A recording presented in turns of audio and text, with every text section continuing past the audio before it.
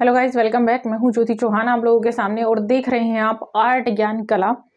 और मेरे पीछे लगा है यूजीसी का बैनर। एक्चुअली मैं आज बताने जा रही हूं इन्फॉर्मेशन यूजीसी के बारे में। बहुत सारे लोग पूछते रहते हैं मैम यूजीसी कब आता है, क्या सिलेबस है, इसके बारे में बुक्स बताइए। तो बुक्स मैंने आर्ट नॉलेज क्लब चैनल पर बता ही रखी हैं। कहाँ से मिलेगी ये भी मैंने बता रखा है। सिलेबस भी मैं उसी के अकॉर्डिंग कराती हूँ, क्योंकि काफी लोगों की क्वेरीज मेरे पास आ रही है बैच को लेकर, यूजीसी के बैच को लेकर। तो यूजीसी का जो मेरा बैच है वो आफ्टर 15 जैन में स्टार्ट करने जा रही हूँ। तो जो लोग जुड़ना चाहते हैं, क्योंकि अभी ये जो यूजीसी का एग्जाम है अभी जस्ट हुआ है दिसंबर में, आपने देखा। इसके बाद जो अब नेक्स्ट यूजीसी एग्जाम जो हेल्ड होगा वो जून में होगा। तो जो लोग अभी से तैयारी करते हैं, क्योंकि तैयारी पहले से ही की जाती है, इतना इजी नहीं है, सीबीटी इसका एग्जाम होता है, तो आप लोग इससे जुड़ सकते हैं, बैच से मेरे जुड़ सकते हैं। और अभी से आप लोग इसकी तैयारी करेंगे तो बेटर है, बहुत अच्छा रिजल्ट जो आपका बेटर बन जाएगा। मैं कहूंगी कि फर्स्ट अटेम्प्ट में ही आपका क्लियर हो जाएगा। तो आज हम जानेंगे, बहुत सारे लोगों को इसकी नॉलेज नहीं है, मतलब नॉलेज तो है, वो कंफ्यूज रहते हैं कि जो अभी अपियरिंग हैं, एमए अपियरिंग हैं, तो उनको ये वो लोग एलिजिबल हैं, वो लोग दे सकते हैं या नहीं दे सकते हैं, उनकी डिग्री फिर आएगी नहीं आएगी, उनका जो सर्टिफिकेट है वो आएगा नहीं आएगा। तो आज मैं इन सारी चीज़ों पर ही आपके साथ मैं बात करूंगी, मैं पूरी जानकारी आज आप लोगों को दूंगी। तो चलिए देख लेते हैं आज हम यूजीसी की जो पूरी जानकारी है, एलिजिबिलिटी का क्राइटेरिया क्या है, कब कब एग्जाम होता है, कितने मार्क्स का होता है, सिलेबस क्या होगा एटलीस्ट, इसके बारे में भी हम लोग बात करेंगे। सिलेबस जबकि मैं एक बार शायद बता चुकी हूं, इस पर अगर नहीं बताया है तो फिर से हम दोबारा इस पर चर्चा करेंगे। यूजीसी 2024 का जो जून का एग्जाम है उसके बारे में हम बात करेंगे, क्योंकि साल में 2 बार ये एग्जाम होता है, एक जून में होता है, एक बार दिसंबर में होता है। तो जून की मैं बात कर रही हूँ, दिसंबर का जो 2023 का एग्जाम है वो हो चुका है, 24 की अब तैयारी है। तो 24 में जो जून में जो एग्जाम होना है उसके बारे में हम बात कर लेते हैं। तो पहली चीज आती है इसके लिए, तो मेरे सामने देख रहे हैं आप, ये ओपन है एक पेज और इसमें देख रहे हैं आप जानकारी है। देखिए एग्जाम क्या है, यूजीसी जिसकी फुल फॉर्म क्या है, university grant commission national eligibility test, UGC NET, जिसकी फुल फॉर्म ये यहाँ पर मेंशन है। तो सबसे पहले बात कर लेते हैं कौन सी एजेंसी कराती है। तो नेशनल टेस्टिंग एजेंसी एनटीए के द्वारा ये टेस्ट किया जाता है। सेशन कौन सा होगा जो आने वाला है, वो 2024 और 25 होगा। मतलब 2024 में जो ये परीक्षा 2 बार कंडक्ट की जाएगी, जैसे कि मैंने अभी बताया था, एक जून में और एक दिसंबर में, ठीक है। तो जो नोटिफिकेशन है वो जो अभी मैं ये कहूंगी कि अभी आया तो नहीं है, बट जो चांसेस हैं इसके, वो आपका नोटिफिकेशन अप्रैल में आ जाता है, अप्रैल या मार्च में आ जाता है। अप्रैल के चांसेस ज़्यादा हैं। आर्टिकल टाइप क्या है, एग्जाम डेट, और चलिए ये चीज़ें हम मोड क्या है इसका, मेन चीज क्या है, मोड है इसका सीबीटी, यानी ऑनलाइन ये आपका टेस्ट होगा, ठीक है। अब मैं आगे बढ़ लेती हूँ। तो इसकी क्वालिफिकेशन की अगर मैं बात करूं तो यहाँ पर इसकी एजुकेशनल क्वालिफिकेशन दे रखी है, ठीक है। बेसिकली इसमें क्या दिया है, यूजीसी नेट एग्जाम में आवेदन करने के लिए आपके पास किसी मान्यता प्राप्त विश्वविद्यालय से कम 50% अंकों के साथ मास्टर डिग्री आपके पास होनी चाहिए, मतलब मास्टर्स आपके पास होना चाहिए। बहुत सारे लोग हैं जो कॉल करते हैं, परेशान रहते हैं, उनको प्रॉपर तरीके से इंफॉर्मेशन नहीं होती है, जानकारी नहीं होती है, जिसके अभाव में क्या होता है, जानकारी के अभाव में वो सही तरीके से एक तरह से मैं कहूँगी जॉब अपना टाइमली नहीं ले पाते हैं, या फिर उनको जब पता नहीं होता है चीज़ों की जानकारी नहीं होती है, तो वो सही टाइम पे अपना फॉर्म भी फिल नहीं कर पाते और तैयारी भी नहीं कर पाते, जिसकी वजह से जॉब उनके हाथ से छूट जाती है। वैसे ही हम ये बात करेंगे यहाँ से सबसे पहले। तो ये जो है यूजीसी नेट जो है आपका, इसमें दे रखा है मास्टर डिग्री होनी चाहिए। पहले तो मैंने बात की थी 55% एटलीस्ट आपका होना चाहिए, ठीक है। 55% अंकों के साथ आप लोग बात करेंगे। अनुसूचित जाति एससी, अनुसूचित जनजाति एसटी, अन्य पिछड़ा वर्ग ओबीसी और ट्रांसजेंडर उम्मीदवारों के लिए न्यूनतम अंकों की आवश्यकता 50% है। मतलब इसमें आपकी 5% की छूट यहां पर मिल जाएगी। तो इन सब जातियों के लिए आपको 50% अंक होने जरूरी है, आपके पास होना चाहिए। अंतिम वर्ष के छात्र भी इसमें आवेदन कर सकते हैं, बशर्ते भी अपनी डिग्री पूरी होने वाले हो। मतलब इसमें आवेदन कर सकते हैं जो फाइनल ईयर में है, वो लोग भी इसमें अप्लाई कर सकते हैं। और जब तक उनका ये क्लियर होगा तब तक उनकी जो डिग्री है एमए की वो भी आ जाएगी, मास्टर्स की मतलब। और इसके बाद आप लोगों का जो इसका सर्टिफिकेट है यूजीसी का, वो भी तभी आता है जब आपकी एमए की डिग्री आ जाती है, मतलब मार्कशीट आ जाती है। अब देखिएगा एज लिमिट की मैं अगर बात करती हूं यहां पर यूजीसी के लिए, तो यूजीसी क्योंकि नेट असिस्टेंट प्रोफेसर पद के लिए कोई ऊपरी आयु तो नहीं है, लेकिन जूनियर रिसर्च फेलोशिप मतलब जेआरएफ के लिए आयु बांध दी गई है। जेआरएफ के लिए 30 वर्ष से कम या उसके बराबर आयु आपकी होनी चाहिए। मतलब यूजीसी के लिए कोई भी एज निर्धारित नहीं की गई है, ठीक है, कोई भी एज बाउंड नहीं है।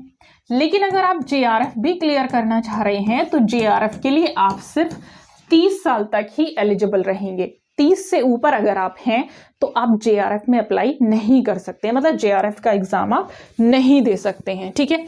अब मैं बात करती हूं यहां पर ओबीसी कैटेगरी, जो एज रिलैक्सेशन है वो 5 साल का अभी हम लोगों ने पढ़ा भी था पीछे। एसटी एससी के लिए भी 5 इयर्स का है, ट्रांसजेंडर के लिए भी 5 इयर्स का है, वुमेन कैंडिडेट्स के लिए भी 5 इयर्स का है, ठीक है। अब देखिए 2024 में बात करूं मैं, एप्लीकेशन फीस जो रहेगी इस परीक्षा के लिए जो भी है वो नीचे दे रखा है आपका, और इसके लिए हम बात कर लेते हैं फीस क्योंकि लगती है इसमें। जब आप इसके लिए आवेदन करेंगे तो इसके लिए फीस क्या रहेगी। फीस की मैं बात करूं तो 1150 रुपए का ये आपकी जो जनरल कैटेगरी है इसके लिए आपको लगेंगे। रजिस्ट्रेशन जो होगा, पहले डिमांड ड्राफ्ट लगता था जब ऑफलाइन भरते थे, अब क्योंकि रजिस्ट्रेशन होता है तो 1150 का जनरल कैटेगरी के लिए है। 600 रुपए का बाकी जो ईडब्ल्यूएस में आते हैं, ओबीसी में आते हैं, एनसीएल में आते हैं, ठीक है, जनरल की ईडब्ल्यूएस में, इसके लिए आपको 600 रुपए का रजिस्ट्रेशन लगेगा। नेक्स्ट है एससी एसटी पीडब्ल्यूडी, इनके लिए आपको 325 का, ट्रांसजेंडर के लिए आपको 325 का लगेगा, ठीक है।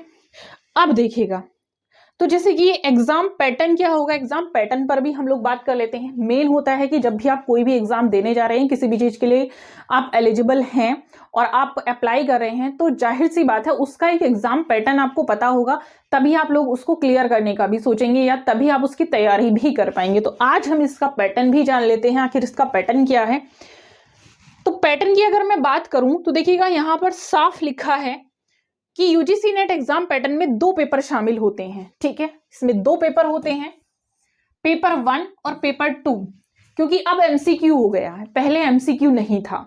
पहले जो पेपर था इसका 3 पेपर होते थे और डिटेल में होते थे, ठीक है। मतलब जो आपका कंसर्न सब्जेक्ट का जो पेपर है वो काफी डिटेल होता था, ऐसे भी उसमें लिखने के लिए आता था, तो वो पहले टफ था। अब मैं मानती हूँ इतना ज्यादा टफ नहीं है यूजीसी। अगर आप लोग थोड़ी सी मेहनत, थोड़ी सी नहीं, जितना टीजीटी के लिए मेहनत करें, अगर आपने इतनी मेहनत भी इसके लिए कर ली तो आप फर्स्ट अटेम्प्ट में ही इसको क्लियर कर पाएंगे। क्योंकि आप देख रहे हैं टीजीटी का जो सिलेबस है वो भी कम नहीं है, बस ये है कि खाली वो इंडियन आर्ट है, वास्तुकला है, यहां पर आपको थोड़ा सा सिलेबस एडिशनल पढ़ना पड़ता है, अदरवाइज ये बिल्कुल भी टफ नहीं है। चलिए इसको देख लेते हैं। सारे जो क्वेश्चंस होंगे वो एमसीक्यू में होंगे, मल्टीपल चॉइस क्वेश्चन होंगे, ठीक है।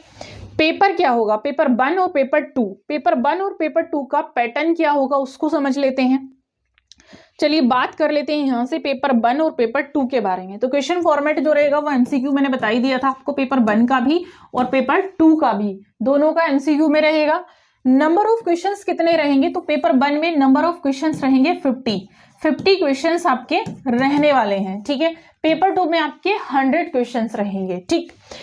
टोटल मार्क्स कितने रहेंगे, ये जो 50 क्वेश्चंस आपके हैं इनके मतलब आपको 100 मार्क्स रहेंगे। इसका मतलब प्रत्येक 1 क्वेश्चन के लिए आपके 2 मार्क्स रहेंगे, ठीक है। यहां पर पेपर 2 की बात करें तो यहां पर भी प्रत्येक 1 क्वेश्चंस के लिए आपके 2 मार्क्स रहेंगे। तो इसका मतलब ये 100 क्वेश्चंस का है तो मार्क्स आपके हो जाएंगे डबल, यानी 200 हो जाएंगे, ठीक। यहां से बात कर लेते हैं मार्क्स पर क्वेश्चन। देखिए मैंने अभी बता ही दिया आपको, तो इसको तो समझने वाली कोई बात ही नहीं है। अब मैं बात कर लेती हूँ समय कितना रहेगा। तो जो पेपर 1 है आप लोगों का, उसके लिए ड्यूरेशन रहेगी आपकी 1 आवर, मतलब 50 जो क्वेश्चन करने हैं आपको वो आपको 1 घंटे में करने। ये 5 मेरा थोड़ा सा गलत बन जाता है, कोई नहीं, मैंने आपको बोल के समझा दिया है, ठीक। अब यहां से आपको 100 क्वेश्चन करने थे। अब जब आप 50 क्वेश्चन 1 घंटे में निकाल रहे हैं तो 100 क्वेश्चन 2 घंटे में आप निकाल सकते हैं, इसलिए इन्होंने यहाँ पे 2 आवर्स कर दिया। तो कुल मिला के आपको कितना टाइम मिला, 3 आवर्स मिला दोनों पेपर के लिए, ठीक है। नेगेटिव मार्किंग, अब यहां से कोई नेगेटिव मार्किंग नहीं है, नो नेगेटिव मार्किंग। तो ये जो है नेगेटिव मार्किंग भी नहीं है, पेपर भी बहुत अच्छा मैं मानती हूँ, देखिएगा आता है यूजीसी का, बहुत ज़्यादा टफ नहीं है, लेकिन यूजीसी करना बहुत बड़ी बात भी नहीं है। यूजीसी ही छोड़िएगा, थोड़ा सा मोटिवेशन मैं डालना चाहूँगी यहाँ पर। एक्चुअली जब मैं पढ़ाती हूँ तो थोड़ा सा मोटिवेशन डल ही जाता है। जब हम किसी भी काम को बहुत जुनून के साथ करते हैं, मन से करते हैं, तो कोई भी काम मुश्किल नहीं होता है। और मैं मानती हूँ कि अगर आपने ठाना है कि यूजीसी क्लियर करना है तो यूजीसी क्लियर कर सकते हैं। यहाँ पर अगर हम बात करते हैं कि qualifying marks for UGC net exam, तो क्वालिफाइंग जो मार्क्स होंगे उसको, उसकी क्या रिक्वायरमेंट है, वो किस तरह से होते हैं। सबसे पहला क्वेश्चन यही होता है कि मार्क्स कितने चाहिए क्वालिफाई करने के लिए। जैसे आपको पता है सीटेट में हमको कितने चाहिए होते हैं, 90 मार्क्स चाहिए होते हैं जनरल कैटेगरी में, आप उसको क्लियर कर सकते हैं। वैसे यहाँ पर भी कुछ ऐसे मार्क्स रखे हुए हैं, तो कितने मार्क्स होना चाहिए, चलिए देख लेते हैं। कैटेगरीज वाइज कुछ मार्क्स हैं, जैसे कि सीटेट में होते हैं, वैसे यहाँ पर कुछ कैटेगरीज वाइज मार्क्स दिए होते हैं, तो उसको हम लोग देख लेते हैं। देखिए जनरल कैटेगरी के लिए 40 इन बोथ पेपर, परसेंटेज में अगर हम बात करें तो 40% यहाँ पर आपके दोनों पेपर में मार्क्स होना चाहिए। एससी और एसटी कैटेगरी में आपके 35%, ओबीसी नॉन क्रीमी में आपके 35, ये इसमें मतलब नॉन क्रीमी लेयर जो पीडब्ल्यूडी ट्रांसजेंडर आते हैं उनके लिए आपका 35%। ये पेपर परसेंट में दे रखा है, यहां से आप देखेंगे तो ठीक है, तो परसेंट में आपका होना चाहिए। अब देखिएगा 2024 में बात आती है कि ये फॉर्म कब आते हैं। तो जैसे मैंने बात की, क्योंकि पेपर इसमें आर्ट का जो है शायद सिलेबस मैंने बता रखा होगा, इसी चैनल पर मैंने बताया था विजुअल आर्ट का यूजीसी का सिलेबस मैंने बताया था, मूर्ति कला भी शायद, क्योंकि मुझे ध्यान आ रहा है मैंने कुछ सिलेबस यहाँ पर समझाया हुआ है विजुअल आर्ट का, ठीक है। तो ये तो है आपका कंसर्न सब्जेक्ट का कि विजुअल आर्ट आपका यूजीसी में कंसर्न सब्जेक्ट से आपका आता है, दृश्य कला से, जिसमें Indian art, western art, graphic art, aesthetics आपका आता है, और आपका ग्राफिक कला हो जाएगी। इसमें आर्टिस्ट भी कुछ इसमें होते हैं, मूर्ति कला इसमें होती है, स्थापत्य कला इसमें होती है, ये सब इसमें आपका आता है। बात करते हैं फर्स्ट पेपर की, तो फर्स्ट पेपर बिल्कुल वैसे ही होता है जैसे आपका नॉर्मली पेपर होता है। जैसे मैं बात कर लूँ आपका इंग्लिश, हिंदी, मैथ्स, रीजनिंग, तो ये सारे पेपर जो हैं इसके अंतर्गत होते हैं। जैसे ही इसका अगर आप लोग इसके बारे में भी जानना चाहते हैं, फर्स्ट पेपर के सिलेबस के बारे में, फर्स्ट पेपर का जो पैटर्न है वो क्या होता है, तो आप मुझे कमेंट कर सकते हैं। कमेंट करेंगे तभी मैं बता पाऊंगी कि आप लोगों को क्या वाकई इसकी जरूरत है, आप लोग क्या वाकई इसके बारे में जानना चाहते हैं, जानने के इच्छुक हैं, तो मैं बताऊंगी। इसलिए आप मुझे कमेंट कर सकते हैं। वीडियो कैसा लगा ये जरूर बताएंगे। नेक्स्ट जो मेरा वीडियो रहेगा मैं अभी बता देती हूँ, क्योंकि जितने लोग यहाँ पर देख रहे हैं वो लोग सेकंड वीडियो में भी आएंगे, मुझे पता है, क्योंकि मैं डिस्कस करूंगी ईएमआरएस का पेपर। तो ईएमआरएस का पेपर कौन कौन डिस्कस करने के लिए मेरे साथ यहाँ पर बनना चाहता है, तो वो लोग यहाँ पर नेक्स्ट वीडियो के लिए जल्दी ही अपलोड होगा नेक्स्ट वीडियो, वो बने रहेंगे। लाइक करें, शेयर करें वीडियो को। Thank you.